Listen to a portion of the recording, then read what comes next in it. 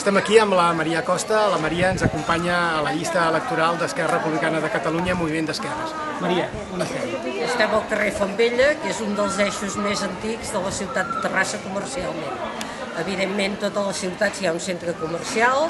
Aquí Terrassa, al ser una ciutat molt gran, doncs també tenim eixos de centralitat menor en els diferents barris i llavors els barris el que sí que han d'estar és assortit del comerç quotidià que es necessita per evitar desplaçaments innecessaris.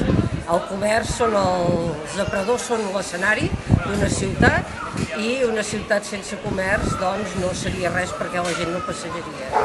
El fet d'estar aquí doncs, fa que la ciutat econòmicament es desenvolupi perquè és un dels sectors que dona més llocs de treball, és el comercial.